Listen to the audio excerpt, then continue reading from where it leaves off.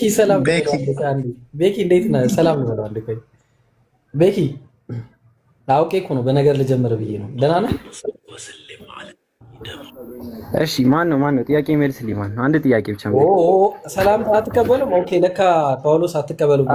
ምን ሆናችሁ ነው? ቆይ ዛሬ ይቅርታ። አይ በቃ ሰላም ማለት የለካ ስተት ነው። ይቅርታ። አይሳቀቅም። አይ ልክ አይደለም የምታወሩት ነገር ይብሩ እየሰማሁ ነበር እኮ ለካ ሰላምታ ይቻላል። እሺ ይሳቅ ቤኪ እንዴት አደረክ? ጥያቄ ነበረኝ። ኧረ እባክህ ጥያቄ ልጠይቅ ነው የገባሁት። ቤታቸው እሺ ጠይቅሽ። እሺ ዳንተ እንትን ነው ቡሃሪ 58:25 ትንሽ አብራራልኝ። አይ ጥያቄ ምንድነው? አንብበውና ጥያቄ እዛ ላይ ምንድነው እኮ አንድ ላይ ነው እዛው ላይ ነው ጥያቄ። ይሳቅ ሐሳቡን ንገረኝ። አይ አንብበውና ሳይሆን እዛ ላይ የተነሳበህን ጥያቄ አንተም በል 50 ስንት አልከኝ? 58:25 እሺ እሱ ላይ ምንድነው ጥያቄ? አብረን አናየውም። ረጅም ነው ታሪኩ። ይሳቅ እዛው እየተረጎምክልን አብረን ነው። ኖ ረጅም ጭራሽ ረጅም ነው እያልክ እንትን እዛ ላይ ይኸውልህ አንድ ጥያቄ እኮ ነው። ጥያቄ ሲኖረኝ መጽሐፍ ቅዱስ ላይ እዚህ ጋር እንደዚህ ይላል። ጥያቄ ተነስቶኛል። ችግር የለውም። ጥያቄው መሐመድ የተሳሳተ ፍርድ ፈርዶ ነው። ለምን እንደፈረደ እንድትነግረኝ ስለፈለኩ። ምንድነው የተሳሳተው? ሐሳቡን ብታረካ አድርገህ ተናገር። አናየውም። ለምንድን ነው የማናየው? ኖ አይደለም። ጥያቄህን እንዴት እንረዳው? ጥያቄ እዚህ ጋር እንዲህ ይላልና ይሄ እንዴት ነው ይሄን የፈረደው ፍርድ ትክክል አይደለም የሚለውን ሐሳብህን ንገረን። ከዛ እኛ መልሱን እንሰጣለን። አሁን አንተ ግን አንብቡት ብለህ ከዛ አንብበ ነው እነግራችኋለሁ። ችግር የለውም። ላለማንዛዛት እኮ ነው። ይሳቅ ተከፍቶ እኮ እንዳይንዛዛ እኮ ነው እሱ ነው። እኔም እንዳይንዛዛ እየረዳው እኮ አንተ ጭራሽ ሙሉ ተነበው ከዛ እንትን ካላለ እያልክ ግልጽ እንዲሆን ነው። ግድ የለም እነግርሃለሁ። በቃ ሰማኝ። እሺ ይኸውልህ ባልና ሚስት ነበሩ። ከዛ ሚስትየው ምንም ይሄኛው ባለቤቴ ስንፈተ ወሲብ ባለበት መፍታት ፈልጋለሁ አለች። ከዛ ባልየው ደግሞ አይ የቀድሞ ፍቅረኛዋ ጋር መሄድ ፈልጋ ነው እንጂ እኔ ችግር የለብኝም አለ። ፍቺ ፈልጋ ነው ሚስትየው። ከዛ መሐመድ ጋር ሄዱና ፍረደን ሲሉት 2 ልጆች ይዞ መጥቶ ነበር ባልየው። እነዚህ ልጆች ያንተ ናቸው ሲለው አዎ የኔ ናቸው አለ። ከዛ 2 ልጆችን ወልዷልና ስንፈተ ወሲብ የለበትም ብሎ ፍርዱ ለሱ ሆነ። አሁን ይሄ ስህተት ነው እያልኩ ነው። እስኪ አንዴ ደግሞ እንትና ግልጽ አላደረኩም። እስኪ ቆይ እኔ ላምብብ። ይሳቅ ለምን ነው? እሺ መክፈት ስላላችሁ ነገር የለውም። ቪዲዮ አሜሪካ ታላ ነገር ምንድነው? አሁን እኮ እሺ ክፈት። አይከፍትም ራሱ ይሳቅ። እኔ ምንም የለም። ያው ይክፈትና አብረን እንየው አልኩ እኮ ምን እንትን እንደሚላችሁ አልገባኝም። ያው ይክፈትልህ ይሳቅ ራሱ ለምን አትከፍትም? ምንድነው? እሺ የለንም ማኛ ይሳቅ የለንም። ትከፍታለህ? እኔማ ክፈት እያልኩ በምን ከፍትለት? አሚር ይሄው ምን ያህል አሚር ይከፍታል እኮ አስከፍተው ክፈትልኝ በለው። ከከፈተልኝ ለምን ወይስ እንትን ብለኸው ስክሪንሾትም አድርገኸው ለጥፈውና ከዛ ነው አሚር ክፈተው። አሚር ወይ ቤኪ አረ ምንድን ነው ችግራችሁ? በመድኃኒዓለም ክፈቱትና ነው ለጥፈውና እሺ መክፈት የሚችል ሰው ካለ የሚመቸው እንትን በሉ፣ ካልሆነ ግን ክፈተው። አሚር የሚመችህ ከሆነ ችግር የለም እንትን በሉ። ምን ሆናችኋል? በቃ እንትን በሉና ንገሩኝ።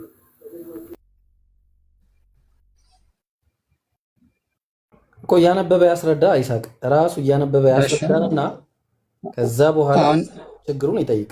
ራሱ በዚህ ላይ እያነበበ ያስረዳ መጀመሪያ። አሁን ቤኪ አንብበው እስኪ። ተናገርኩኝ እኮ ይሳቅ፣ ሐሳቡን ተናገርኩ። አረበኛውን እያነበብክ እንትን በለው። እያነበበን እያልክ ነበረ። እንትኑን አቅርብለት፣ ፎንቱን አተልቀው ምናልባት ካልታየ። ይሳቅ እኔ ከተናገርኩት ውጪ ምንም ነገር የለውም። አንተ ልክ ነው ፍርዱ ብለህ አንብብና ንገረኝ። ሙሉ ይነበብ እያልክ ነበር። ሙሉን አንብበውና ይሄ ነው ጥያቄ የሚለውን እዛ ራስ ስላልከውም ማለት አንብበውና ከዛ በኋላ ጠይቅ። እንግሊዘኛውን አንብበውና ጠይቅ። እንተ አረብኛ ስለማማችሁ ያው አረብኛ ላይ ማንበብ አልችልም። እኔ ማንበብ አልችልም። በምን አንብበው ነው ጥያቄ? እንደዚህ ራዲ ያልከው ምኑን አንብበህ ነው? ችግር የለውም ማንበብ አልችልም። እሺ ነው ሳላነበው ነው አንብቡና ነገር ምኑን አንብበን ሳታነበው ነው ይህ ሐዲስ እንዲህ ይላል ብለህ ያልከው? ሳታነበው ነው? አዎ ሳላነበው ነው አንብብና ንገረኝ። ስለዚህ በምን እንዳወቅ ማለት ስታውቀውና ተመልሰህ አንተን ይበላ ማለት እንግሊዘኛውን ሳታነበው እኮ አንብበው። ምንድነው ይብሮ አንብበውና ነገርኩህ። ሐሳቡን ነገርኩህ። እኔ ማንበቤው ቤኪ ተረጋጋ። አንድ ጊዜ ማስረጃ ብላ ያመጣው አንተ አይደለ? አሁን ይሳቅ ቆይ ተረጋጋ። ምንም አዲስ ነገር የለም እኮ ተረጋግተህ። ይኸው ሐዲሱ ተከፈተ አይደለ? ካልተከፈተው ስትል ነበር። ተከፈተ። ይኸው አንብባ አስረዳ። ጥያቄህን እየተባልክ ነው። ካልከፈታችሁ አልክ። ኢብራሂምም ሰከንድ ዲቫይስ አልያዘም፣ ይስሐቅም እንደዛው። በቃ ይኸው አሚር ከፈተልህ እኮ። አሁን አንብብና እዚህ ጋር ነው ችግር ብለህ ማስረዳት ትችላለህ። ትራንስሌት አድርጉት ግድ የለም። በጌታ እዚህ ጋር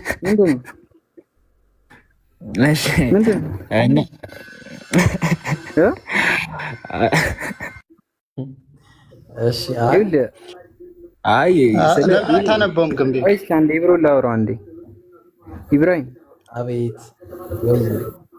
አሁን ኢብራሂም ቤኪ ይኸውልህ አንድ ነገር ልንገርህ። ጥያቄ ከሆነ በቃ ጥያቄ ብቻ። አሁን አንተ ያረከው ስህተት ምን መሰለህ? ይስሐቅ ይቀጥላል። የጀመረው ከአንተ ጋር ስለሆነ ማለት ነው። ምን አረክ መሰለ? የተሳሳተ ፍርድ ሰጥቷል አልክ። ተሳሳትክ መጀመሪያ። ስለዚህ እንዴት ነው የተሳሳተ ፍርድ የሰጠው የሚለውን አስረዳን መጀመሪያ።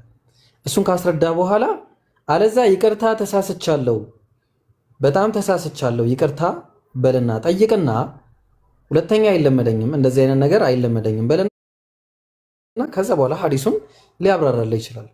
አሁን ግን እያረክ ያለው አንተ ምንድነው? መጀመሪያ ያስቀመጥከው ፍርድ ነው። ነብዩ የተሳሳተ ፍርድ ፈርደዋል ብለሃል። ስለዚህ ይህን ነገር ክሌም ስላረክ ክሌም ያረከውን ነገር ትወጣዋለህ ማለት ነው መጀመሪያ። ስለዚህ ይስሐቅ በዛ መንገድ ነው የምንሄደው። ከዛ በኋላ አይ ተሳስቻለሁ፣ ይቅርታ ነብዩ እንደዛ አላረጉም ካለ ታብራራለታለህ። ቀጥል ይስሐቅ። እኮ ያነሳውን ክሌም አንተ ይሄ ችግር አለ ብለሃል እና ይሄ ችግር አለ ስትል እንግዲህ አንብበህ ነው ብለን ተስፋ እናደርጋለን። ስለዚህ አንደኛ ሐዲሱን አንብበውና ከዛ የምታነሳውን ክሌም የምታደርገውን ነገር አዳምጠኛ። እኔ አዳምጥ። ማይክን ያዝ። ልታነበው ነው? አዎ አነበዋለሁ። እኔ በጣም ስላናደዳችሁ ነው ይስሐቅ። ለምን ስሜታዊ ሰው ራስህ ክሌም ያደረግከውን ነገር ነው። ምንም ያናድ ነገር አዳምጠኝ። ራስህ ክሌም ያደረግከው አንተ እኮ ከመሬት ተነስተህ ነቢዩ ትክክለኛ ያልሆነ ፍርድን ሰጥተዋል አልክ። አሁን እሱን እንድናየው አንተ ክሌም ያደረግከውን ነገር አንብበውና ከዛ በኋላ እናያለን ማለት ነው። አለ አንተ ክሌም ያደረግከው ወይስ የለም የሚለው አነበዋለሁ። እሺ አስተካክለው አሚር። ኢብሮ ለምን እንደዚህ እንደማታደርገው አልገባኝም። ጥያቄ አለ ብዬ መጣሁ። ጥያቄ ሐዲሱን ተናገርኩኝ። ምንድነው ጥያቄ አላችሁኝ? ጥያቄን ተናገርኩ። ከዛው እንደሆነ እዚህ ጋር ምንድነው ፎርት ተሰራው ምን መሰለህ? አነበዋለሁ ችግር የለም። እዚህ ጋር ምንድን ነው የተሰራ? ያ አስረዳ። እዚህ ጋር መልሰህ ፋውል እየሰራህ ነው። አንዴ ያው እዚህ ጋር ክሌም ታቅርበህ ነበረ። ምንድነው ክሌሙ? ነብዩ መሐመድ ሰለላሁ ዐለይሂ ወሰለም የተሳሳተ የሆነ ጀጅመንት የተሳሳተ የሆነ ፍርድን ሰጥተዋል እያልክ ነው። ያንን ክሌም ካቀረብከው በኋላ ለዛ ክሌም ማስረጃ አምጣ ነው የተባልከው። ወይስ ጥያቄ እንደ ጥያቄ አቅርበዋል ነው ማለት የምንችለው። ነገር ግን ክሌም እንደ ክሌም ግን አቅርበዋል የሚል ያቀረብከው ሶ ማነስ ማንዴ ማስረጃዬን እኮ አመጣለሁ። እሺ ችግር የለውም። አንዴ ላይክ ያን ክሌም ካቀረብክ በኋላ ኦልሬዲ ወደ ፖይንቱ የምትገባው አንተ ነህ። ማስረዳት ያለብህ አንተ ነህ፣ ከኛ ሳይሆን ከአንተ ነው ማለት የሚጠበቀው ማስረጃውን ማስረዳት ማለት ነው። ሶ ወደዛ ገባ። ቀጥል።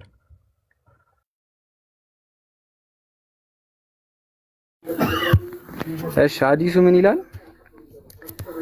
ሪፋ ዲቮርስድ ሂዝ ዋይፍ ዌር አፕን አብዱራህማን ቢን ራፊ የተባለውን ሰውዬ ከፈታች በኋላ አብዱራህማን የሚባለውን ሰውዬ አገባችው ይላል። አይሻ ሰይድ ዛት ሌዲ ካም ዌር ኤ ግሪን ቬል ኤንድ ኮምፕሌኒንግ ቱ ሄር አይሻ ኦፍ ሄር ሃዝባንድ ኤንድ showed her a green spot on her skin caused by beating። ከዛ ያቺ ያንን ሰው ያገባችው ሴትዮ ወደ አይሻ ጋር መጣችና ቅሬታዋን አቀረበች ይላል። አስተካክለዋል። it was the habit of ladies to support each other። በዛን ጊዜ መረዳዳት፣ ሴቶች ለሴቶች ቅሬታ ማቅረብ ይችሉ ነበር ወይንም የተገባ ነበረ። so when Allah's messenger came አይሻ አንድ አታንቀሳቅሰው So when Allah's messenger came, Aisha said, I have not seen any woman suffering as much as the believing women። ከዛም አይሻ ለማመድ መጣችና እቺ ሴትዮ ተጎድታለች እንደ ሙስሊም የተጎዳች ሴት የለም ምናምን አለችው። Look, her skin is greener than her clothes። ከዛ የለበሰችው ልብስ ከመደብደቧ የተነሳ አረንጓዴ ሆኗል አለችው። When Abdurrahman heard that his wife had gone to the prophet, he came with his two sons from another wives። ከዛ ባሏ ማለት ነው ያገባት ሰው የመከሰሱን ሲሰማ ከሁለት ልጆቹ ጋር መጣ ይላል። she said by Allah, I have done no wrong to him, but he is important and he is useless to me, as this holding and showing the freeing of her garment። ከዛ በአላህ እምላለሁ እኔ ምንም ያጠፋሁት ነገር የለም፣ ነገር ግን እሱ ለእኔ ምንም እየሰራልኝ አይደለም ብላ ተናገረች። አብዱራህማን ሰይድ በአላህ ወአላህስ ሜሴንጀር she has told a lie። እኔም በአላህ እምላለሁ የአላህ መልእክተኛ እኔ እየዋሸች ነው ብሎ ተናገረ። I am very strong and can satisfy her, but she is disobedient and want to go back to Rifa። ከዛ ቅድም ያልኳችሁ እኔ በጣም በቂ ነኝ ለእሷ፣ ነገር ግን እሷ ወደ ቀድሞ ፍቅረኛዋ መመለስ ስለፈለገች ነው አላቸው። Allah's messenger said to her, if that is your intention, that know that it is unlawful for you to marry Rafa unless Abdurrahman was had sexual intercourse with you። ከዛን መሐመድ መልሶ ለሷ ያን ከሆነ የምትፈልጊው መጀመሪያ ከሱ ጋር ሳትገናኙ ወደ ቅድሞ ፍቅረኛሽ መመለስ አትችይም ማለት።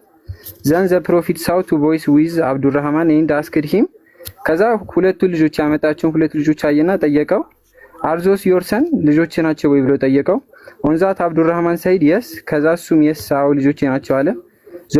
the prophet said you claim what you claim that he important ስንፈት በዚህ ባለበት ብለሻል፣ አንቺ ያልሽውን ብለሻል። but by Allah those boys resemble him as a crown ነገር ግን እነዚህ ያመጣቸው ሁለቱ ልጆች ቁራቁራ እንደሚመስለው ራሱን ነው የሚመስሉት ብሎ ተናገረ። ያው ይሄ ነው መጀመሪያ የነገርኳችሁ ታሪክ። በስትክክል ባተረጉመውም ብዙ ስህተቶች ቢኖሩበትም አሁን ደግሞ ምን እንደሆነ ችግሩን ነጥቡን ነገረኝ። ማለት ትርጉሙ እንትን ብለህ ሰባብረዋል እንትን ብለዋል። እሱ ላይ ሀሳቡ ተለይቷል አልተለየም። አይ ጥያቄን አንሳው። አሁን ጥያቄ ምንድን ነው? ትርጓሜው ልክ ካልሆንኩ ችግር የለውም አርመኝ። ችግር የለም ሀሳቡ ላይ እንትን ስለሆነ እሱን እሄዳለሁ አይደለም። እሺ ነው ብዙ ቃላቶች እንትን ብለዋል እና እሱን አልፈዋለሁ። ግን አሁን ምንድን ነው ሀሳቡ ላይ ሄድና ጥያቄህን አሁን ነጥቡን አንሳው። ምንድን ነው ጥያቄ? አሁን እኔ እዚህ ጋር ጥያቄ ምን መሰለህ፣ ሴትዮዋ ምን ብላ ነው የመጣችው? ባለቤቴ ምንም እየሰራልኝ አይደለም፣ ፎቶቲቭ አይደለም አለበት፣ መፋታት ፈልጋለሁ ብላ መጣች። ከዛ መልሶ ደግሞ ስንፈቶች የለበትም ብሎ ነገራት። ለምን ሲባል ሁለት ልጆች እሱን የሚመስሉ ሁለት ልጆች ስላሉት አለ አይደለም። ሀሳቡን ላስረዳና የሐዲሱን ከዛ ሀሳቡን ላስረዳና የሐዲሱን ከዛ ነብዩ ሰለላሁ ዐለይሂ ወሰለም ጋር አንዲት እንትን አይሻ ጋር አንዲት ሴት መጫች። ያቺ ሴት ስለ ባሏ ምንድን ለትዳር ብቁ እንዳልሆነ ለመሞገት ማለት ነው። እሱን ስላልፈለገችው ለምንድን ነው ሲባል የመጀመሪያ ባሏ በ3 ፈቷታል። የመጀመሪያ ባሏ በ3 ስለፈታት ወደ መጀመሪያ ባሏ ለመመለስ በእስልምና ሕግ አንዲት ሴት ወደ መጀመሪያ ባሏ ለመመለስ ከፈታች በኋላ 3 ጊዜ ከፈታች በኋላ ወደ መጀመሪያ ባሏ ለመመለስ ሌላ ባል አግብታ ከዛ ጋር በትክክል የሆነ ትዳር ትክክለኛ የሆነ ግንኙነት መኖር ከጀመረች በኋላ ከተፋታች ካልሆነ በስተቀር ወደ መጀመሪያ ባሏ መመለስ አትችልም። ገብተዋል? ወደ መጀመሪያ ባሏ ለመመለስ ግዴታ ምን ማድረግ አለባት? 3 ጊዜ ከተፈታች እያልኩ 3 ጊዜ ከተፈታች ሌላ ባል አግብታ ከዛ ያገባችውን ባል ጋር ኖራ ስትፋታ ነው ወደ መጀመሪያ ባሏ መመለስ የምችለው እንጂ ዝም ብላ መመለስ አትችልም። እና አብዱራህማን በእሷ ያቺ የመጣችው ሴት ከሁለተኛ ካገባችው ባል ጋር ለመፋታት በመፈለግ ስሞታ አቀረበች። ምንድነው ስሞታ ያቀረበችው? ስሞታ ባሌ በግንኙነት ሰዓት ስንፈተ ወሲብ የምንለው ይህ ችግር አለበትና እንዲፈታኝ እፈልጋለሁ አለች። ይህንን የፈለገችው ደግሞ የመጀመሪያ ባሏ ምን አለ? ሁለተኛ ባሏ ምን አለ? ይህንን የፈለገችው እኔ ከማንም የበለጠ ወሲብ ላይ ጎበዝ ነኝ ማለት ይሄ ችግር ኖሮብኝ አይደለም፣ ይሄ ችግር እኔ ላይ የሌለ ችግር ነው። ነገር ግን እሷ የፈለገችው ወደ መጀመሪያ ባሏ መመለስ ነው የሚል ምላሽ ሰጠ ማለት። ስለዚህ ነቢዩ ሰለላሁ ዐለይሂ ወሰለም ያህ ሰውዬ ልጆቹንም እንደ ማስረጃ አመጣ። ይኸው 2 ልጆች አሉኝ፣ በዚህ ነገር የምታማ አይደለሁም። ይሄ እንደ ምክንያት ወይ ደግሞ እንደ ሰበብ ተደርጎ ይህንን ምክንያት አድርጋ እኔን ልፈታኝ አይገባም የሚል ሙግት አቀረበ።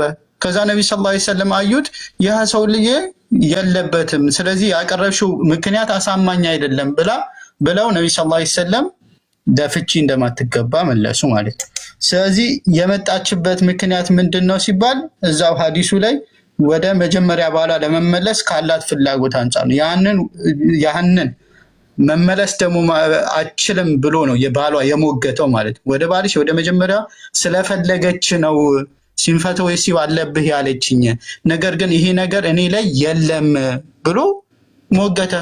ነቢ ሰለላሁ ዐለይሂ ወሰለም አብረው እንዲኖሩ እንዳይፋቱ አደረጓቸው። ምንድነው ጥያቄ አሁን እዚህ ጋር ይሳቅ ምንድነው? እኔ ሳነብ የሳትኩት ነገር ካለ በመጀመሪያ ንገረኝ። ሲቀጥል እኔ ያወራሁት አንተ ያወራው ነገር ተደብድባ አዲሱን አልተረዳውም ያልኩ ለዚህ ነው። ሀዲሱ የሚያወራው ይሄንን ነው እያልኩ። ይሳቅ አንዴ ቆይ እዛው ጋር ይሳቅዬ፣ ኦኬ የምትጨርስ ከሆነ ጨርስ። አንዴ ያልጨረስከው ነገር ካለ ጨርስ አንዴ። እዛው ጋር ክሌም አብዱራህማን ልጆቹን ይዞ መጥቶ እኮ ክሌም ያደርጋል አይደል? ቤኪ ሀዲሱ ላይ ካየ ምን ያደርጋል? ወደ መጀመሪያ ባሏ መመለስ ስለፈለገች ነው ይህንን ክስ የከሰሰችኝ፣ እኔ በዚህ ነገር የምታማ አይደለሁም ብሎ እኮ ይሞግታል አይደል? ቤኪ ሀዲሱንም ካየው አልኩህ እኮ እንደዛ ብሎማ ሞግተ። እኔ 2 ልጆች አሉኝ እና ምንድነው እኔ ምን አልኩ ታዲያ? ምንድነው እኔ ያላልኩት ሀዲስ አለ ወይ እኔ ያላነበብኩት አለ ብለህ ያልከኝ ምኑን ነው? እኔ ሀዲሱ ላይ ያሌለ ያነሳሁት ነጥብ ምንድን ነው? እሷ ተደብድባ መጣች። ምን ሆነሽ ነው የተደበደብሽው ስትባል እንደዚህ ከባሌ ጋር መፋታት ፈልጌ መፋታታችን ብሎ ደበደበኝ። ለመፋታሽ ፈለግሽ ስትባል እንደዚህ ችግር አለበት ብላ ተናገረች። ከዛ ባለቤትየው ሲጠየቅ ደግሞ አይ እሷ ወደ ቀድሞ ፍቅረኛው መመለስ ፈልጋ ነው እንጂ እኔ ችግር የለብኝም ማስረጃ የሚሆኑትም ልጆች አሉኝ አለ እኮ። በዚህ ነገር አልታማም። ይኸውልህ እሺ ይሳቋ እንዳስጨርሰኝ። ከዛ መሐመድም ይሄንን አይቶ አዎ እነዚህ ልጆች እሱን ነው የሚመስሉት፣ አንተ ችግር የለብህም አለው አይደለ? አሁን ምንድነው ማስረጃው? ይሄ ሰውዬ ችግር ላለመኖሩ እሱን የሚመስሉ ልጆች ስላሉት ነው አይደለ? የእንትን ችግር የለብህም ነው ያ ነገር ችግር። አንደኛ ነብዩ ሰለላሁ ዐለይሂ ወሰለም በወህይም ይታገዛሉ። ነብዩ ሰለላሁ ዐለይሂ ወሰለም ፍርድን ሲሰጡ ዝም ብለው በፍላጎታቸው ብቻ ሳይሆን አላህ Subhanahu Wa Ta'ala ወህዩን ይሰጣቸዋል። አላህ Subhanahu Wa Ta'ala ይመራቸዋል፣ ትክክለኛውን የቱን እንደሆነ ያሳውቃቸዋል። ስለዚህ ነብዩ ሰለላሁ ዐለይሂ ወሰለም ያንን እንደ ምክንያትም አንዴ ነቢ ሰለላሁ ዐለይሂ ወሰለም አንደኛ ከስሜታቸው አይደለም የሚፈርዱት። ሁለተኛ ይሄ ሰው በዚህ ነገር አንተ እሷን ልክ ነች ብለህ ራስህ ለመወገት አንተ ኬት ያመጣውን? አንተ እኮ በተቃራኒ አይደለ እሷ ልክ ነች እያልክ እኔ አመጣለሁ። ይሳቅ እኔ እኮ አመጣለሁ፣ ችግር የለውም። እኔ አመጣለሁ፣ ችግር የለውም። ምንድን ነው የምታመጣው እኮ? እሱንም አብረን እናየዋለን። ይሳቅ አሁን እኔ ምንድን ነው የምታመጣው? ግልጽ እሺ፣ ግድ የለም ስማኝ። አሁን የኔ ጥያቄ በመጀመሪያ በደንብ ገብተዋል። ሴትዮዋ ልክ አይደለችም፣ እሱ ትክክል ነው ብሎ የተፈረደበት ምክንያት ሰውየው ልጆች ስላሉት ነው፣ እሱን የሚመስሉ ልጆች ስላሉት ነው ወይስ አይደለም?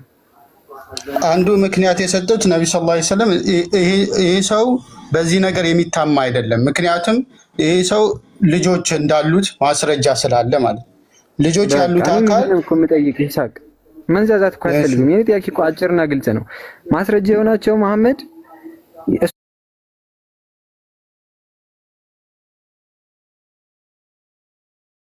ተመሳሳይ ጥያቄ አንተ የጠየቀውን ራሱን ጥያቄ አለ ተመልሳለህ። አንዴ ስማኝ ሳለ አንዴ ብቻ ስማኝ። ምንም ሰማ ነገር እኮ የለም። አልተመለሰም አይደል እያልክ ያለው? ቆይ አልተመለሰም አይደል እያልክ ያለው? አንዴ ብቻ ስማኝ ሳለ። ቆይ አልተመለሰም አይደል እያልክ ያለው? እሺ ስማኝ አንዴ። ነው ወይስ አይደለም እኮ? አንዴ ስማኝ ሳለ። ነው ወይስ አይደለም? አሁን ይሄ እኮ አንዴ ስማኝ። መልሱን ታች ያለው ታዳሚ ሰምቶ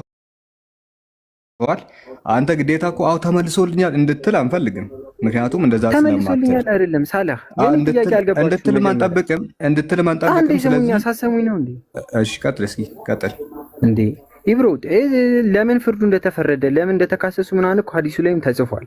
አሁን እኔ ይሄ ፍርድ ትክክል አይደለም ብዬ መሞግታችሁ እኮ በሌላ ሐዲስ ላይ ደግሞ ሌላ ነገር ነው የተናገሩት። መሐመድ ሌላ ነገር ብሏል። እሱን እንየውና እዛው ጋር ልክ ነው ወይስ አይደለም የሚለውን አንተ መፍረድ አትችልም። አንደኛ ማን ስለሆንኩ ነው አንተ ልክ ነው ልክ አይደለም መብት የለህም። ስለዚህ እንደዛ ከሆነ ተመሳሳይ ጥያቄ ጠይቃለሁ። ከዛ ልክ ነው ወይስ አይደለም የሚለውን አብረን እናወራለን። አይሻል? እዚሁ ላይ ልጠይቅ፣ እዚሁ ላይ ጥያቄ የምታስተናግድ ከሆነ ተመሳሳይ ጥያቄ ፍርድ ልክ ነው ወይስ አይደለም በሚለው ልጠይቅ። እግዚአብሔር ምን እንደሚሰራ መጽሐፈ ሳሙኤል ምዕራፍ 1 ሁለተኛ ሳሙኤል ምዕራፍ 11 13 ላይ እሱን ይኸውልህ ወገናችን ተመልሶልኛል እስክትል ድረስ እኛ አንጠብቅም። ስለዚህ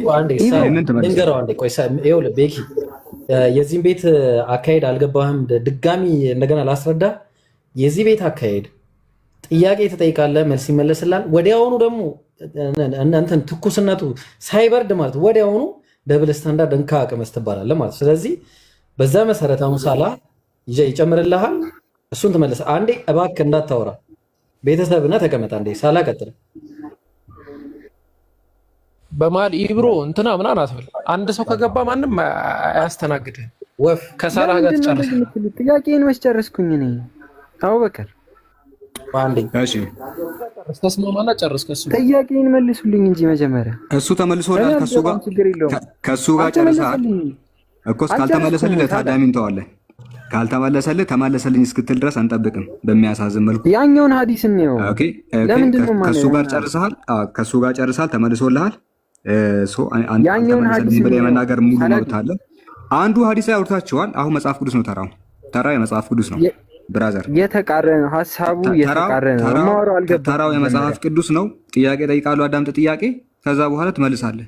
ጥያቄ ጠይቃለሁ፣ ታዳምጣለህ። ከዛ በኋላ ትመልሳለህ። እሱንማ ረጅም ሰዓት እኮ አወራችሁ። እስከ ጠዋት ድረስ እንድታወሩ አንጠብቅም። ኦኬ ጥያቄ በደንብ አዳምጥ። አንተም ሌሎች ክርስቲያኖችም በደንብ ሁላችሁም በደንብ ስሙና ከዛ ትመልሳላችሁ። ጥያቄው እዚህ ጋር ነው። በደንብ እንድታዳምጥ ፈልጋለሁ። ኦኬ ጥያቄው እዚህ ጋር ነው የምጠይቀው። ንጉስ ዳዊት የእግዚአብሔር እንደ ልቤ ያለው እግዚአብሔር ንጉስ ዳዊትን እንደ ልቤ ብሎታል እና ታላቅ ነቢይ እንደሆነ ሐዋርያት ሥራ ላይ ተጽፏል። ንጉስ ዳዊት ከዕለታት በአንድ ቀን ቤርሳቤ የምትባል የኦሪዮ ሚስትን ይደፍራታልና ከዛ በኋላ ሴትዮዋ ታረግዛለች። ይሄ ኃጢአት በመሆኑ እግዚአብሔር ሊቀጣው ፈለገ። ማንን? ዳዊትን። ዳዊት ቤርሳቤን ደፈራት። ልብ በሉ፣ ዳዊት ቤርሳቤን ደፈራት። ከዛ በኋላስ ቅጣት ሊቀምስ ነው። ለምን? የሰውን ሚስት ስለደፈረ። ቅጣቱ ምንድን ነው ብለን የጠየቅን እንደሆነ እግዚአብሔር እንዲህ ብሎ ይናገራል። የጌታህን ቤት ሰጠሁ፣ የጌታንም ሚስቶች በብብት ጣልኩልህ። የእስራኤልንና የይሁዳን ቤት ሰጠሁ። ይህም አንሶ ቢሆን ኖሮ ከዚህ የበለጠ እጨምርልህ ነበር። ይህን ሁሉ አድርጌልሃለሁ። ኦኬ ቢያንስ ኖሮ እጨምርልህ ነበር። እንደዚህ አድርጌ እንዴት ኃጢአት ትሰራለህ? አሁን በፊቱ ክፉ ትሰራ ዘንድ የእግዚአብሔርን ነገር ለምን አቃለልክ? ኬጢያዊውን ኦርዮን በሰይፍ መትተሃል። ሚስቱንም ለአንተ ሚስት ትሆን ዘንድ ወስደሃል። እርሱንም በአሞን ልጆች ሰይፍ ገድለሃል። ስለዚህ አቃለህኛልና የኬጢያዊውንም የኦርዮን ሚስት ለአንተ ሚስት ትሆን ዘንድ ወስደሃልና ለዘላለም ከቤት ሰይፍ አይርቅም። እግዚአብሔር እንዲህ ይላል፣ እነሆ ክፉ ነገር አስነሳብሃለሁ፣ ሚስቶችህንም በዓይን ፊት ወስዳለሁ። ልብ በሉ፣ ሚስቶችህንም በዓይን ፊት ወስዳለሁ። ከዛስ ፀሐይ ዓይን ፊት ከሚስቶች ጋር ይተኛል ይላል። በዚህችም ፀሐይ ፊት ከዘመዶች መካከል አንድ ሰው አመጣና ከሚስቶች ጋር በፀሐይ ዓይን ፊት ከሚስቶች ጋር እንዲተኛ አደርጋለሁ አለ። እዚህ ጋር ጥያቄያችን ኃጢአት የሰራው ማን ነው ብለን የጠየቅን እንደሆነ ዳዊት ከማን ጋር? ከቤርሳቤ ጋር። እግዚአብሔር ሲቀጣው ግን የእሱ ሚስቶች ወሰደና ከዘመዶቹ ጋር ህዝበ እስራኤል እያየ ሴቶቹ ተራ በተራ እችኛው እንትን ትደረጋለች፣ ትሄዳለች፣ እችኛው እንትን ትመጣለች፣ ትሄዳለች። የቱ ጋር? ምዕራፍ 16 ቁጥር ይቅርታ፣ እዚህ ጋር ተራ በተራ በምን አወቅ? ማለት አንድ ሰው ስለሆነ እሱ አቤሴሎም አንድ ሰው ነው። አቤሴሎም አንድ ሰው ነው። ሚስቶቹ ብዙ ናቸው። ስለዚህ በአንዴ እንትን ሊያደርግ አይችልም። ከዛ በኋላ የዳዊት ሚስቶች አዳምጥ፣ የዳዊት ሚስቶች ይኸው ህዝበ እስራኤል ፊት ተደፍረዋል። እዚህ ጋር ሚስቶቹ ምን አጠፉ? ይሄ ፍርድ ትክክል ነው ወይ? መልሰውን። ለምንድን ነው አሁን የጠየቀኝ? መልስ። ኮምፓራቲቭ ስለሆነ ለምንድን ነው የጠየቀኝ? ንጽጽር ስለሆነ። ያኛውን ለምን ደግሞ አትመልሱልኝ? ይሄን ተሸክመህ ነው እስልምና የምታወራው? ይሄን ተሸክመህ ነው እስልምና የምታወራው? ይሄንን ተሸክመህ ነው ወይስ የእስልምናው ተመልሷል? 24 ሰዓት እናወራም። አልተመለሰም። እዚህ ጋር መልስ እሱን ለህዝቡ ተወው። አልተመለሰም አይደለም ለህዝቡ ትተዋለህ። አልተመለሰም አይደለም ለህዝቡ እንተዋለን። ተመልሷል አልተመለሰም የሚለውን ህዝቡ ሰምቷል። ህዝቡ ሰምቷል። ይሄንን መልሰው ሐዲሱ ይለዋል እኮ አትመልስም። ስለዚህ ወገናችን ታች እንዲሆን እንገደዳለን። ቤኪ እንደዛ ይሻላል። እኛ መልሰናል። እሺ ይሄን መልስ መጀመሪያ ይሄን መልስ። እሺ አንዴ ስሙ። ምንም አንሰማም። መልስ ነው የምንፈልገው። እኛ መልሰናል። ይኸው ይስሐቅ በደንብ አድርጎ መልሶልሃል። እዛ አሁን ትመልሳለህ። ገና ተራ በተራ ሁሉም ልጆች ይቀጥላሉ። ስለዚህ አሁን ትቀጥላለህ። መመለስ እኔ ምንም የተመለሰልኝ መልስ የለኝም። ይብሮ በሌላ ሐዲስ ላይ ሌላ ነገር ነው መሐመድ ያለው እያልኩ ነው። ስህተት ለመሆኑ ማስረጃ አለኝ እያልኩ ነው እኮ። ቤኪ አልተመለሰልኝም የማለት ሙሉ መብት እኮ አለ። ኖ ስህተት ለመሆኑ ማስረጃ አለኝ። እሱ መልሷል። አንተን የግድ ምን መሰለህ እዚህ ጋር አንድ ሲደመር አንድ ስንት ነው ብለህ ጠየቅ። ሁለት ብሎ መለሰልህ። አረ አልፈልግም ይሄ መልስ አይደለም ብለህ የማመንም የመናገርም ሙሉ መብት አለ። እንዲህ ብለህ እንደዛ ብለህ የመናገር ሙሉ መብት አለ። አናስገድድህም። እንደዛ ብለህ መናገር ትችላለህ። አሁን ይሄንን መልስልኝ። ማስረጃ አለኝ እያልኩ እኮ ይሄንን መልስ። እግዚአብሔር ምንም የማያውቁ ሴቶችን በአቤሴሎም አስደፍረዋል። ይሄው ማስረጃው። እኔ ማስረጃ አለኝ። ይሄው መጽሐፍ ቅዱስ ላይ እግዚአብሔር ሴቶችን አስደፍረዋል። ማስረጃው ይሄውና መልስ። ለምን እኔ አትመልሱልኝ? አይ እንደዚህ ናቸው። በቃ ምንም ከዚህ በላይ ማለፍ አትችሉም። መጽሐፍ ቅዱሳችሁ ሲመጣ ላለመጠየቅ አይኔን ግንባር ያድርገው ስለሆነ አስወርጄ ሌላ ክርስቲያን ከማስገባ ይሄንን እግዚአብሔር ቃል መልስ። ሴቶቹ ምንም ባላጠፉበት ለምን ተደፈሩ ሰው ፊት? ይሄ ካላለ ሴቶች ምንም ሳያጠፉ ዳዊት በደፈረው ሴቶች በአቤሴሎም ተደፈሩ። እግዚአብሔር አዞ ውሸት ነው በለኝ እስኪ። ሳላ አስወርደው። ለምን እንደማትሰማኝ አልገባኝም። አንተ ራሱ ስልጣን አለ። ይህን ይመስላል እንግዲህ ጋይስ የክርስቲያኖች አካሄድ እና ጥያቄ ያላችሁ ሰዎች ካላችሁ መግባት ትችላላችሁ። ማውራት የምትፈልጉ ክርስቲያኖች ካላችሁ ያው ዛሬ ኡስታዞች እንዳለ ተሰብስበው እንኳን ደስ ያላችሁ ክርስቲያኖች እንዳለ ተሰብስበንላችኋል። ገና ደግሞ ይቀጥላል። ደግሞ ፕሮግራም እያዘጋጀን እንገባለን ከዚህ በኋላ። ምን ትላላችሁ? ሳላ ምን ትላለህ በዚህ ነገር ላይ? ኢንሻአላህ በደንብ እንኖራለን ከዚህ በኋላ። ለክርስቲያኖችም በደንብ ተዘጋጁ ነው። ኤብሮም ነግሯቸዋል።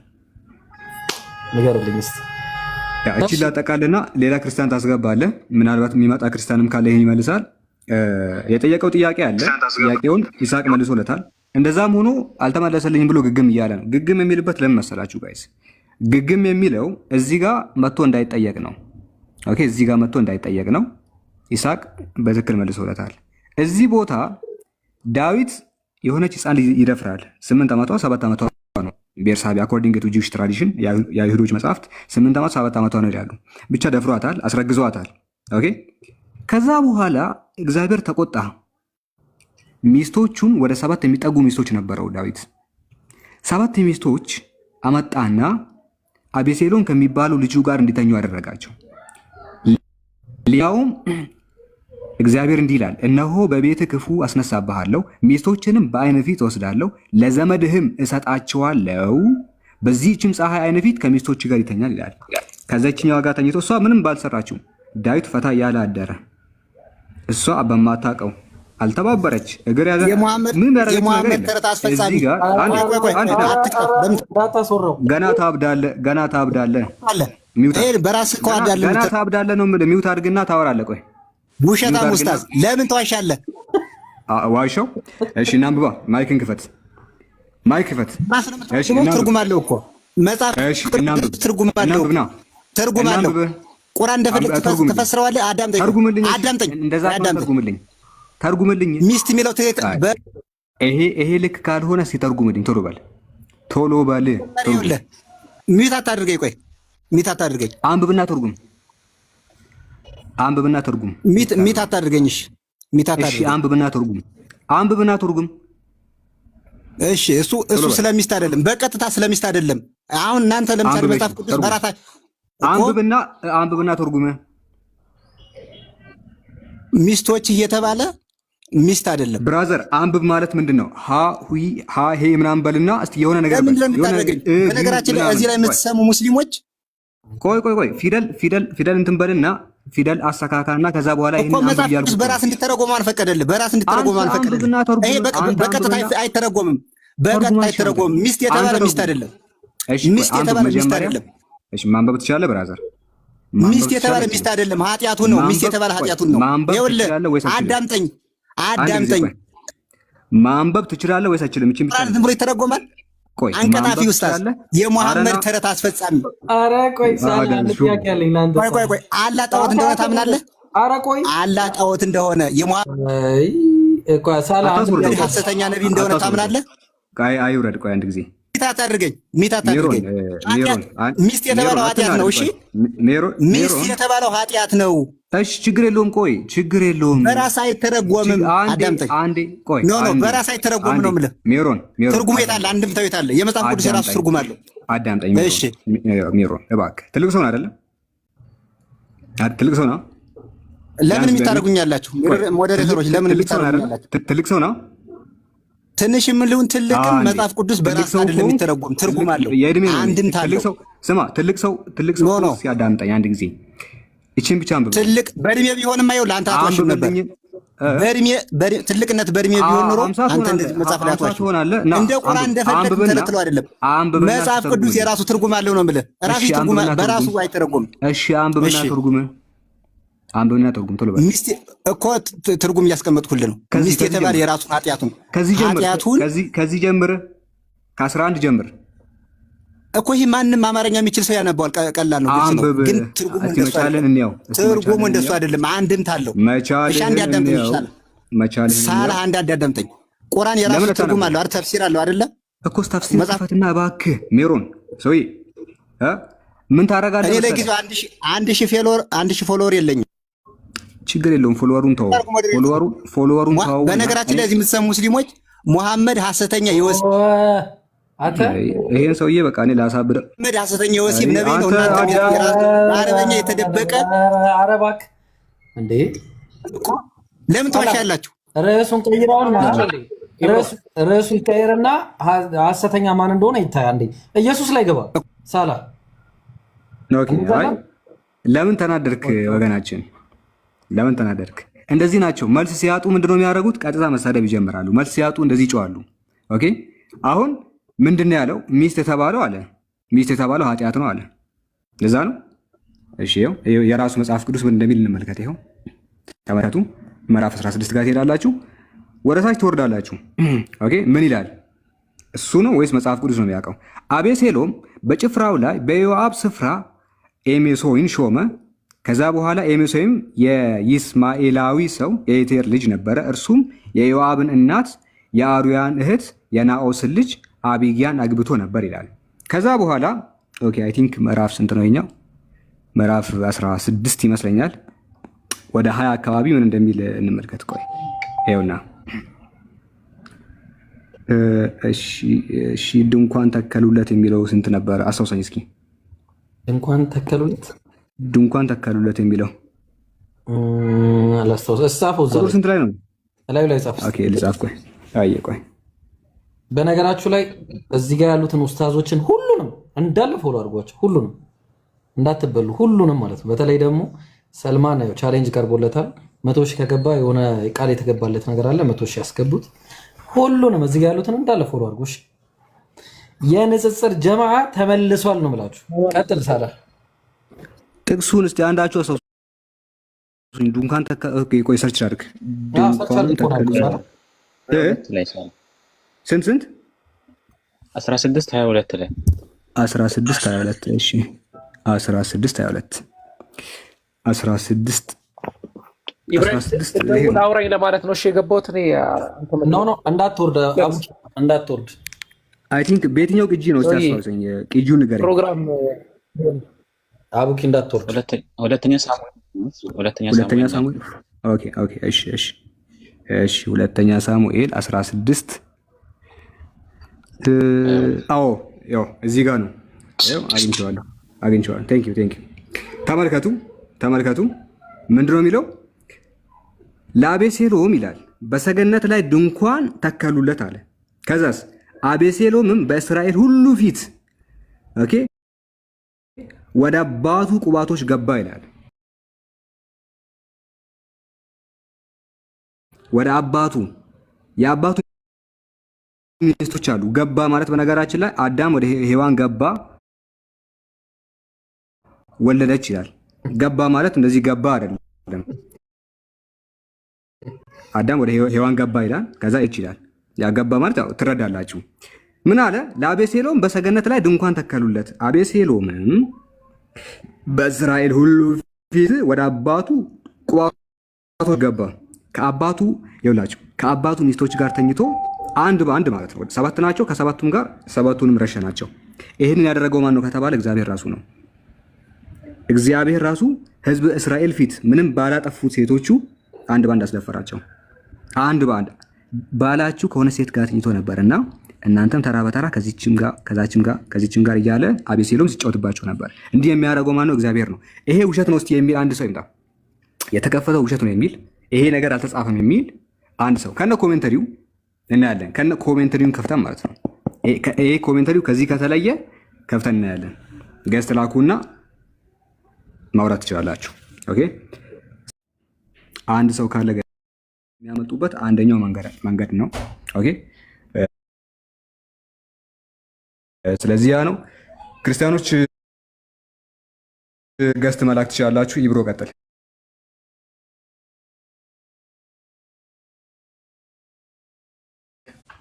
እሺ አሁን ምን እናደርጋለን መሰለህ? በጣም ደስ ስላለኝ ያው እንግዲህ ቆይ አንድ ጊዜ አንዴ ትልቁ ላይ ልሆንና እኔ እንደዚህ የምታዩቸው ኡስታዞችን እንዳለ ማለት ነው። በመጀመሪያው አኖን የሚለውን አላውቀውም። ሁሉንም ፎሎ ታደርጋላችሁ። እኔንም ቤቱን ፎሎ ያላደረጋችሁ ቅድም እያወራን ነበር። አንዴ አኖን አንዴ መልእክት ላይ ሰው እባክህ። እሺ ይቅርታ። እንዴት ነው የምናደርገው መሰላችሁ? ሁሉም ይቀጥላል ማለት ነው ተራ በተራ። አሁን ሳላህ ላቀረበው ቻሌንጅ መጀመሪያ ማለትም ባይብል ላይ እግዚአብሔር ሰዎችን በድሏል፣ ያለ አግባብ ያስደፈራቸው ሴቶች አሉ። ለዚህ መልስ ካለ የሳላህን መልስ ትቀጥልና ኔክስት ሙከሚል ይቀጥላል፣ እያለ ስሚዝ ምናምን እያለን እንቀጥላለን ማለት ነው ኢንሻአላህ። ስለዚህ አሁን መጀመሪያ መልስ ካለ ቀጥል። የሳላህን ያቀረበውን ነገር መልስ አለ አንው መልስ የሚመስል ነገር አለ ሞክራለሁኝ። ያው ሳላህ ቦታ ስለሆነ ሳላህ ይቀጥላል። ሲቀጥል ሌላ ሰው እንቀጥላለን። ቀጥል ሳላህ። እሺ ሳላህ መጀመሪያ አናውን ጥያቄውን ድገምና መልሱን ስጥ። ጥያቄውን ድገምና መልሱን ስጥ። ቀጥል። እሺ ሳሙኤል ላይ አንደኛ ሳሙኤል ላይ የተነሳ ጥያቄ ነው። ዳዊት እስኪ ክፍሉን ከፍተህ እኔም ከዛው ማስረጃ ስለምሰጥ አንደኛ ሳሙኤልን ከፍተህ አሁን የከፈትከውን ማለት ነው። ምዕራፍ 14 ነው ምዕራፍ 12 ቁጥር 14 ቁጥር 14 ከናታን ታሪክ ልጀምር። አይ ቲንክ እሱን ስለሆነ የፈለግከው ይኸው። እሺ እኔ ላንብበው ይቻላል። እሺ ከቁጥር ስንት ጀምሮ ነበር? እሺ እግዚአብሔር እንዲህ ይላል፣ እነሆ ቤት ክፉ ነገር አስነሳ፣ ሚስቶችን በዓይኔ ፊት ወስዳለሁ። እሺ የኦሪዮ ሚስትን ስሟ ማን ነበረ? ቤርሳቤ። የቤርሳቤ ከተደፈረች በኋላ እግዚአብሔር ቅዱሱን ዳዊት ሲቀጣው እንመለከታለን። እና የተደፈረችውን ቤርሳቤ አይደለችም። በመጀመሪያ የሳኦል ሚስቶች የተባሉት ናቸው የተደፈሩት። እና እግዚአብሔር ላሳይ ቤርሳቤ እንደሆነች እሺ ይቻላል። በሰገነቱ ላይ ተመላለሰ። በሰገነት ዳዊት ይደፈረው አላልኩም፣ የተደፈሩት ነው ያልኩ። ዳዊት የደፈረው ቤርሳቤ ነው። ዳዊት የደፈረው ቤርሳቤ ነው የኦሪዮት። ቅድም የተደፈሩት ስላልከኝ ነው እግዚአብሔር ያለውን ሀሳብ። ዳዊት ግን የደፈረው ቤርሳቤ ነው። ግልጽ ነው፣ ቤርሳቤ ነው። አዎ የኦሪዮን ሚስት ቤርሳቤ ነው። እና እግዚአብሔር የሳኦልን ሚስት ነው ሚስቶች ወይንም ደግሞ ለእርግማን እንትን ያለውና እስቲ አንደኛ ሳሙኤል ምዕራፍ 18 ላይ ክፈትልኝ። ግን የሳኦል ሚስቶች እኮ ለዳዊት ተሰጥቷል። አዎ እሱን የተቃረንኩ ሳይሆን የኔን ደግሞ ምላሽ የሳኦል ሚስቶች ነበሩ እኮ መጀመሪያ ላይ ነበሩ። እኔም እስማማለሁ። መጀመሪያ ላይ የተደፈሩት የሳኦል ሚስቶች ነበሩ። የሳኦል ሚስቶች ነበሩ። ከዛ የሳኦል ሚስቶች እዚህ ጋር ምን አለ መሰለኝ ለዳዊት ተሰጡ። የነበሩት ሁሉም ለዳዊት ተሰጡ። የማሚስት ነው የሚባሉት ታዲያ የማሚስት ነው የዳዊት ማለት ነው። እሱን ነው የምልህ። ቀጥል። እሺ ግን ተደፍሯል። እሱን ለማብራራት ደግሞ አንደኛ ሳሙኤል ምዕራፍ 18 ላይ እንሂድ እስቲ። አንደኛ ሳሙኤል ካለ ሳይሆን እስቲ ሳሙኤል ቀዳማዊ ምዕራፍ ስንት 18 ቁጥር ስንት? እሺ ቆይ ካለ ይሰማል።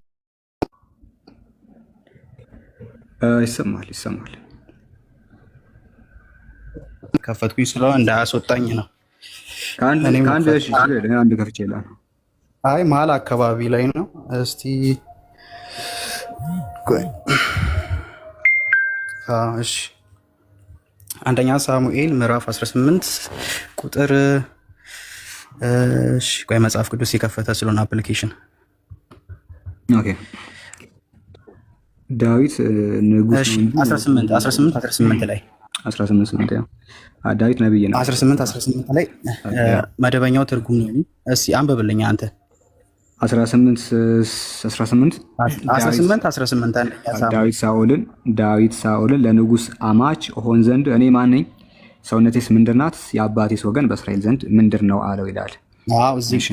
እዚህ ጋር እንደምንመለከተው ሳኦል ዳዊትን በሚስቱ አማካኝነት ሳኦል ዳዊት አማች ሊሆን ነው እዚህ ጋር እንደምንረዳው ማለት ነው። እና ይሄ በጣም ትልቅ ክብር ነው በዛን ሰዓት፣ ወይንም አሁንም ክብር ነው፣ ግን በጣም ስታንዳርዱ ሃይ ነው። አማሽ መሆን ወይንም ቤት ዘመድ መሆን ማለት ነው። እና እግዚአብሔር ደግሞ ለዳዊት የሳኦልን ሚስቶች ሲሰጥ በዛን ሰዓት የነበረውን ወይንም እዚህ ጋር እኔ ማነኝ ሲል ዘመድ ብቻ ለመሆን ለመቀራረብ ብቻ ነው እኔ ማነኝ የሚለው። እግዚአብሔር ደግሞ የሳኦልን ሚስቶች ለዳዊት ሰጠ ማለት በዛን ሰዓት የነበረው የመጨረሻውን ስታንዳርድ ለዳዊት ሰጠው ማለት የሚል ሀሳብ አለው እዚህ ጋር እኔ ስሰጥ እና ክብር ነው ይሄ። በቃ ትልቁ ክብር ምንድነው? የንጉስን ሚስት ለአንድ ተራ ለሚባል ሰው መስጠት ነበር እና እዚህ ጋር የንጉስ ሚስት ሳይሆን የንጉስ ሚስቶች መባል የለበትም። ሚስቶች ቸገር የለም። እሺ ሚስቶች መስጠት ክብር ነው፣ የመጨረሻው ስታንዳርድ ነው። እዛ ጋር ዳዊት እኔ አማሽ ለሆነ እኔ ማነኝ ብሎ ራሱን አቀለለ። እዚህ ጋር ደግሞ አማሽ መሆኑ በራሱ ክብር ከሆነ ሚስት ደግሞ የንጉስ ሚስት መስጠት ደግሞ ትልቅ ክብር ነው ማለት ነው። ስለዚህ እግዚአብሔር ደግሞ ከእሱ እዛም መውሰዱ በራሱ ትልቅ የወረደ ምንድነው ቅጣት ነው። ስለዚህ እግዚአብሔር አውጥቼ ኢብራሂም እያወራ ነው ወይስ አይደለም? እሺና አውጥቼ ይህን ነገር አደርጋለሁ ሲል የውርደትን ደግሞ ወይንም ደግሞ የቅጣትን መጨረሻ ማሳያ ነው ማለት ነው የታኛው ዘመን። ስለዚህ እግዚአብሔር አውጥቼ አዋርዳቸዋለሁ ሲል የውርደትን መጨረሻ እየነገረው ነው ወይም እያሳየው ነው የሚል ፍቺ አለ። ወደ ዋናው ጥያቄ አልመለስክም። ዋናውን ጥያቄ አንተ ያደረግከው ምንድነው? የንጉስ ሳኦልን ሚስቶች ለዳዊት ሰጠው። ሳኦል ንጉስ ነው። የንጉስን ሚስቶች ለአንድ ተራ ሰው መስጠቱ በተለይ አንድ እረኛ ትልቅ ክብር ነው። አከበረው አልከኝ። ከነሱም መውሰዱ ደግሞ የወረደ በጣም ቅጣት ነው። አሁን እዚህ ጋር ዋናው ጥያቄ እሱ አልነበረማ። አከበረው፣ ጥሩ ነው። ሚስቶችን ሰጠው። የማንን? የሳኦልን ሚስት ለዳዊት ሰጠው። ከዚህ በኋላ የማን ሚስት ናቸው? የዳዊት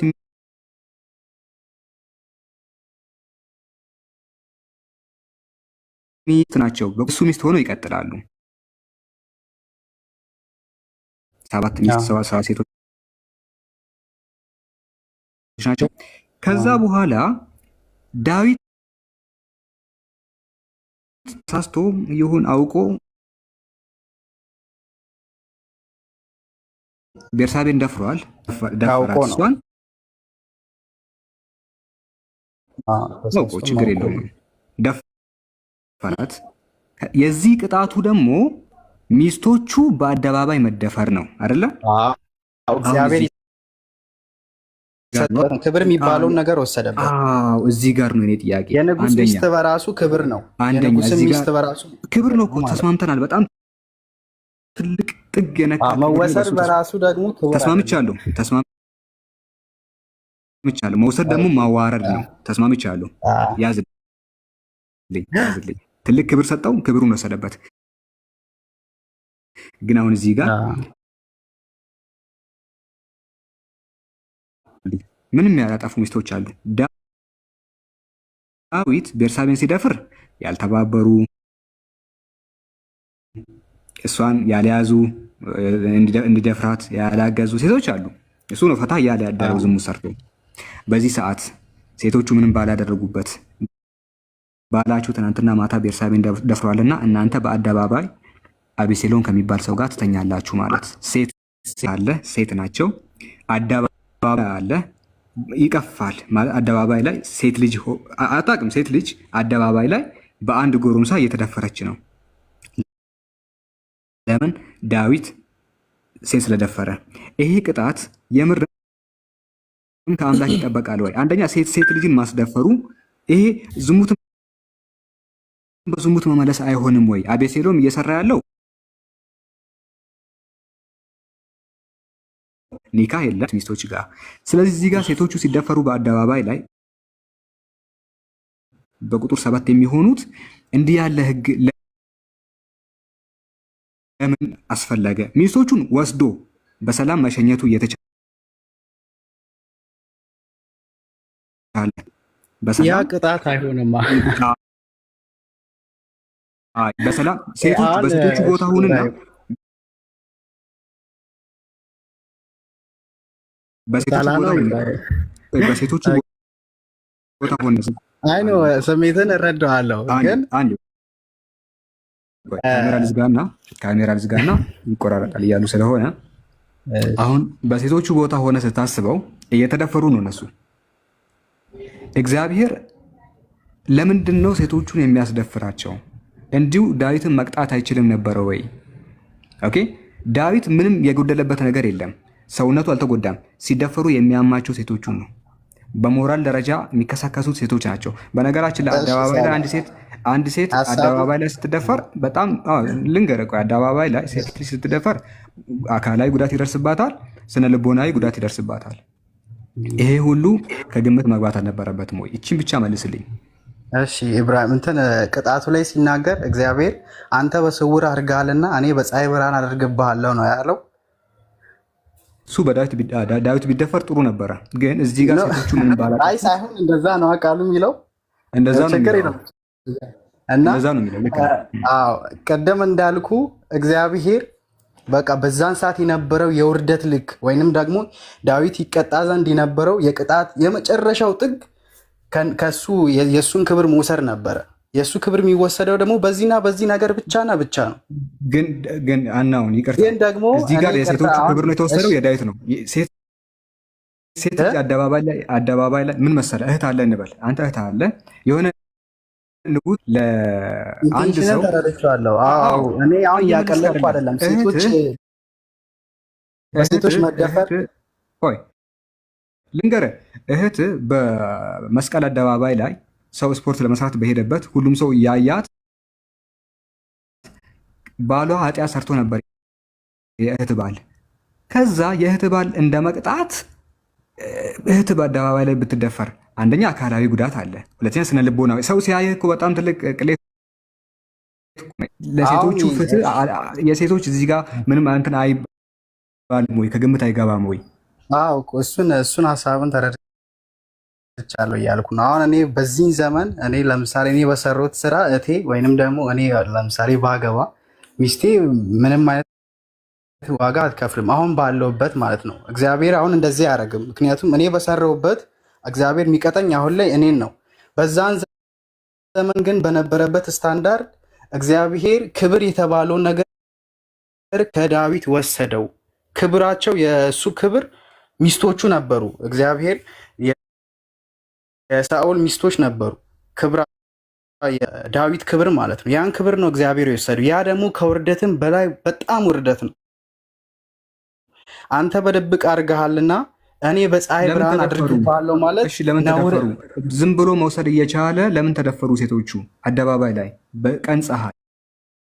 ይቺ መልስ እኮ እሱን ያብራራው ልክ ነው። የውርደት ልክ እግዚአብሔር ዳዊትን ሲያዋረደው በዛ ልክ ነው ያዋረደው። ሴቶቹን ያዋረደው። እሺ መጽሐፍ ምን እንደሚል ቀደም እኮ የጠቀስኩልን በፀሐይ ዳዊት አይደለም የተዋረደው፣ ሴት ልጅ ናት የተዋረደችው። አዎ አውቃለሁ እኮ እሱን ያብራራውልን። አንተ በስውር አድርገሃልና እኔ ደግሞ በፀሐይ ብርሃን አድርግብሃለሁ። እነሱን አንተ በድብቅ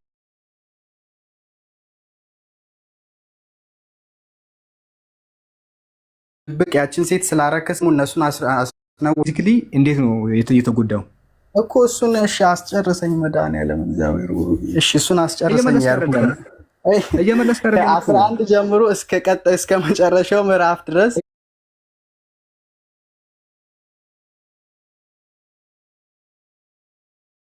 እየመለስክ አይደለ? የኔ ጥያቄ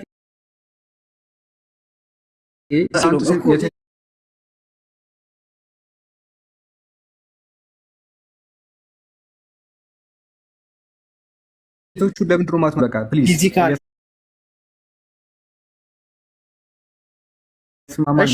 ፊዚካሊ አንደኛ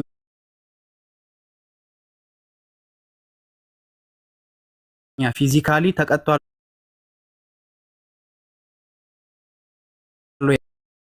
ያልከኝን ልመልስና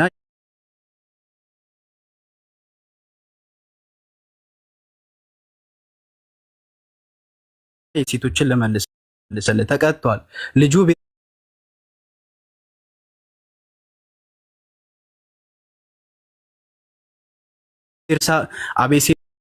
አቤሴሎም ተነስቶበታል ከመንግስቱ ሸሽቷል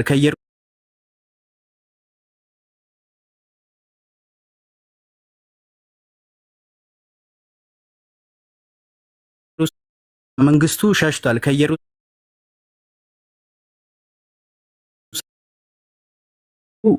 በስደት እንደሄደ እና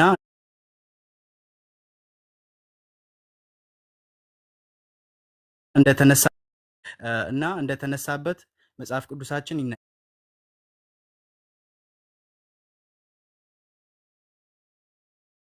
በፊዚካሊ ራሱ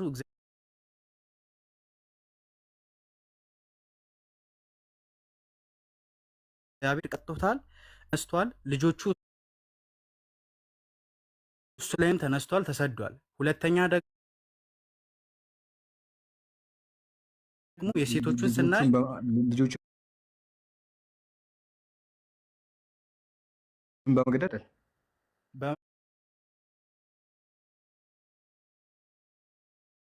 ሳይሆን ልጆቹ እሱ ላይ ተነስቶ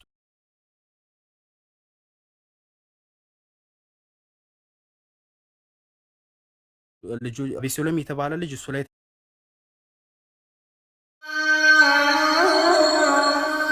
አለይኩም እንዴት ናችሁ? ሰልማን ሰላም አለይኩም እንዴት ናችሁ? ደህና ናችሁ? እነዚህ የሁለቱ ሶስቱ ወራህመቱላሂ ወበረካቱ እንዴት ናችሁ? እንዲሁም ሌሎች ኡስታዞች አልሐምዱሊላህ ደህና ነን። ወአለይኩም ሰላም ወራህመቱላህ ኢብሮ እንዴት ናችሁ?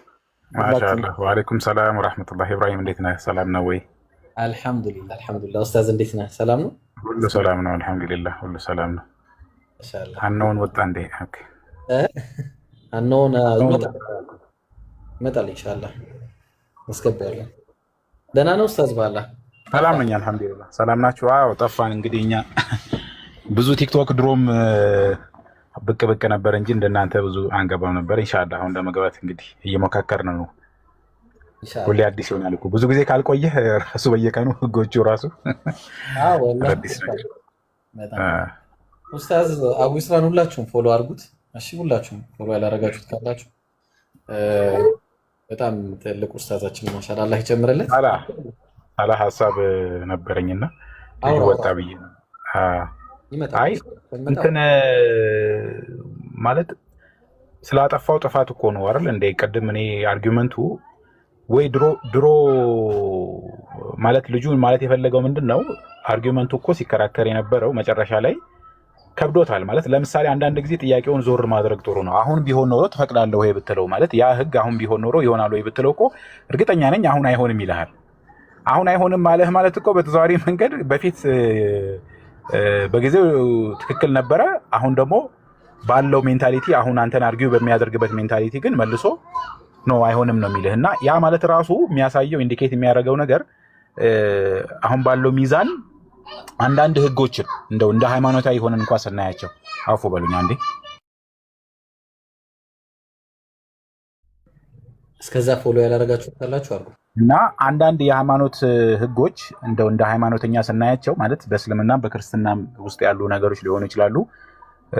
አንዳንድ ሰው እንደ ሃይማኖት አልባ ሆኖ የሚጠይቃቸው ጥያቄዎች ይኖራሉ እና ግን እንደ ሃይማኖተኛ ዝም ብለን በሐሳብ ደረጃ ልንቀበላቸው የምንችል ለምሳሌ አሁን ያ እግዚአብሔር ራሱ በቀጥታ አልቀጣውም ምናምን አለ እንዴ አንተ በድብቅ የሰራኸውን እኔ በአደባባይ ያስደርግልሃለሁ ከማለት የበለጠ በቀጥታ መቅጣት ምን አለ ማለት እሱ ሳያውቀው ቢሆን ኖሮ ላይክ እንዴት መሆን ነበረበት ሳያውቅ ሰለሞን ዳዊት ሳያውቅ አቢሰሎም በራሱ መንገድ ማለት ነው በላይክ በጉልበት ይሁን ምናምን አላህ እንላለን እኮ አይደል? አንዳንድ ጊዜ ሰዎች የሆነን በደል ሲሰሩ ቀጥታ እኔ ነኝ እንደዚህ ያደረኩት ብሎ አይናገርም። አላህ ግን በተለያየ መንገድ ግን ያንን ሰውዬ ሊቀጣ ይችላል። ገባ? ሰውየው ንጉሱን ማለት ነው። እና ያንን የቀጣበት መንገድ ግን ዳይሬክትሊ ኢንቮልቭ አድርጎ እኔ ነኝ ምናምን ብሎ ግን አይናገርም። ገብቷል? የመጽሐፍ ቅዱስ ላይ ያየነው ታሪኩ ያ ነው ትንሽ ኦድም የሆነው እንጂ ሰውየው ሳያቅ ንጉሱ ሳያቅ ዳዊት ሳያቅ ሚስቶቹ በሆነ ሰው በአደባባይ ቢደፈሩ እውነትም ተዋረደ ይባላል። አሁን ግን ራሱ እግዚአብሔር ኢንቮልቭ አድርጎ ራሱ እንትን ውስጥ እኔ አንተ በድብቅ የሰራኸውን ነገር አለ። በድብቅ የሰራው ነገር ደግሞ ይታወቃል። በድብቅ የሰራውን ነገር በአደባባይ እንትን ያደርጋለሁ ብሎ ከተናገረ በኋላ እሱ ኢንቮልቭ አላደረገም ነበር ብሎ መናገር ትንሽ ከብድ ይመስለኛል። እሱን ሀሳብ ለመጨመር ነበር። አይ ቲንክ ጀዛከላሁ ኸይር ኡስታዝ። ምናልባት ሼደን ክርስቲያን ከሆነ እኔ አላወቅኩትም፣ አሁን ያየሁት። በዚህ ዙሪያ ያለው ሀሳብ ምንድን ነው? ያው ስሙም ሼደን ሪአክት ስለሆነ የሚለው ሪአክት እንድታደርግበት ሀሳቡ ላይ ምን ትላለህ? በኋላ ኢብሮዬ በቃ አታስቸግረኝም። ጸባይተኛ ልጅ ነኝ እንደምታየኝ፣ በጣም ሙሉ ጸባይ ነው ያለኝ። እንደምን ዋላችሁ? በድጋሚ ያው ተመሳሳይ ነው ከልጁ ጋር ማን ነበር አነውን መሰለኝ። አዎ ክርስቲያን ነኝ፣ ተዋህዶ ነኝ እኔ። ቅድም ብዙ ቆይቻለሁ። እነ ቮይስ 77 ምናምን እያወሩ ከድሮ ጀምሮ በቃ ቆይቻለሁ። ዛሬ ላይቫችሁን ልጁ ያወራው ተመሳሳይ ነው።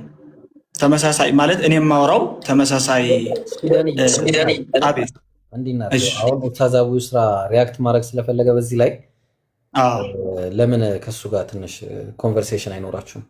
በቃ በዚህ ጉዳይ ላይ ይቻላል ይመቻላ።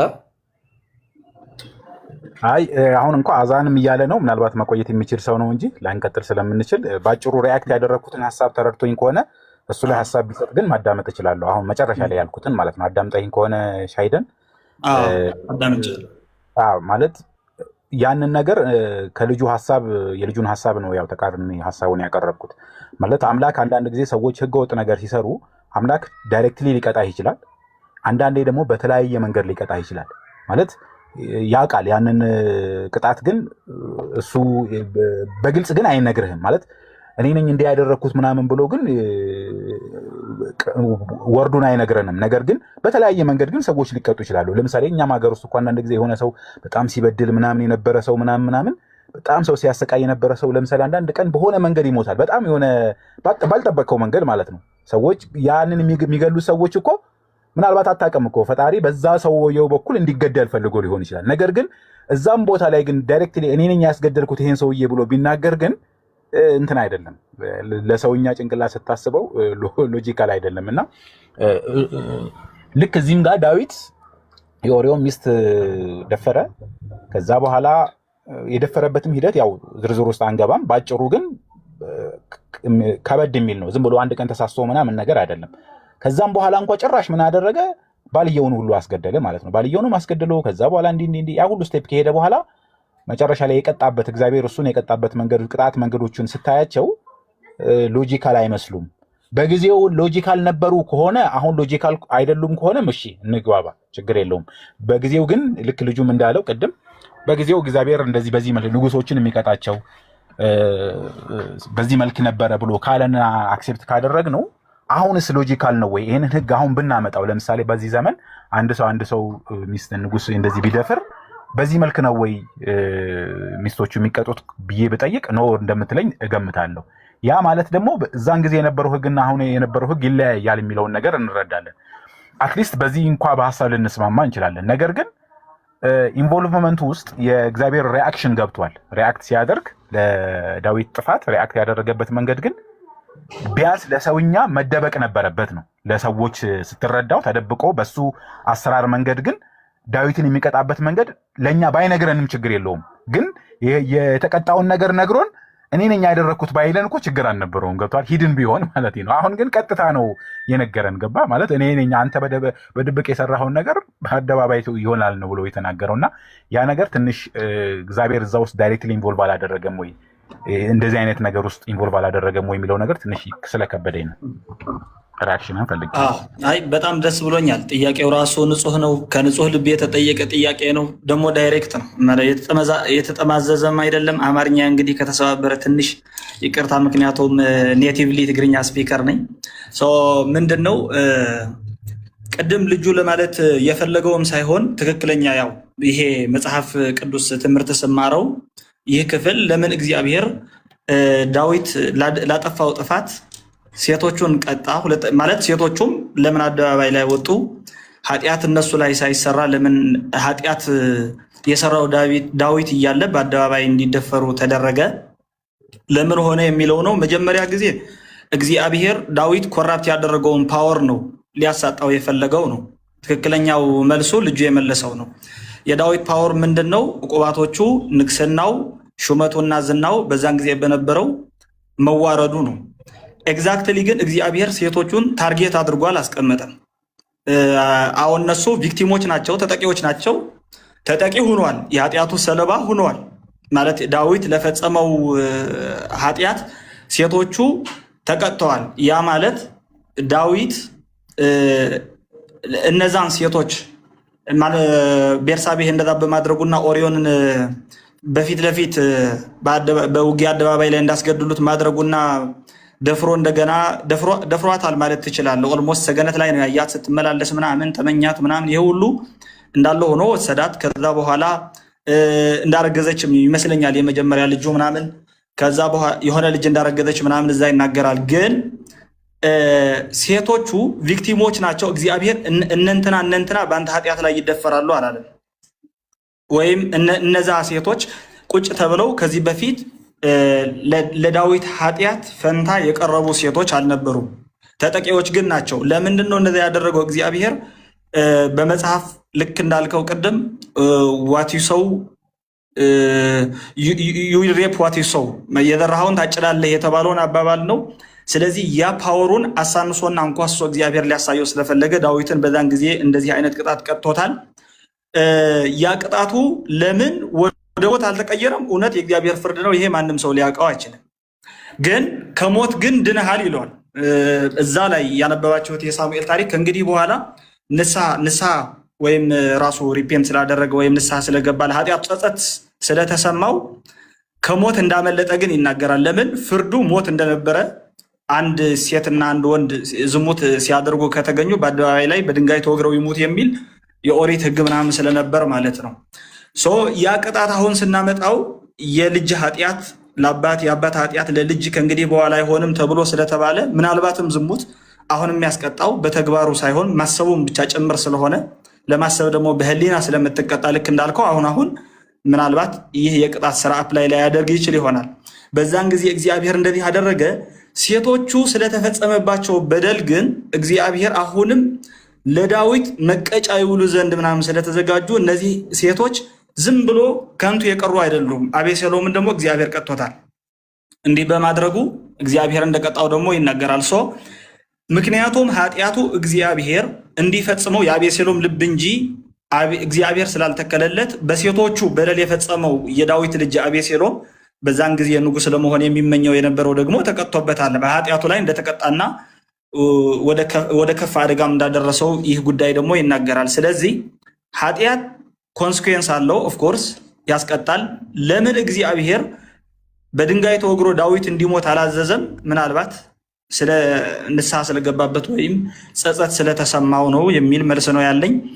ለምን በአደባባይ ያደረገው እግዚአብሔር ቅጣቱን ያልከው ግን ውርደቱን ለማሳየት ነው። ሌላ አገላለጽ የለውም። ንጉሥ ፓወሩን ተጠቅሞ ለንጉሥ መንግስቱን፣ ለእግዚአብሔር አምላክነቱን፣ ለወንድ ልጅ ደግሞ ሚስቱን ሲቀሙት የሚሰማው ስሜት አለ ስለሚባል በወላጆቻችንም በአባባሉም ያ እንደዛ ስለነበረ ያንን ፓወር ነው ሊያሳንሰውና ሊያንኳሰው የፈለገው የሚል መልስ ነው ያለኝ። እሺ በቃ እንግዲህ እኔ ልወጣ ስለሆነ ወይም መለሳለሁ ካላችሁ ሌሎቻችሁ ቀጥሉ። እሺ አቡዬ። እሺ አቡኪ አለ ወይ ሙከሚል? አይ ቲንክ ተረኛ። ሰላም አለይኩም። ሙኬ ካለ ሙኬ ይቀጥል ይብሮ። እሺ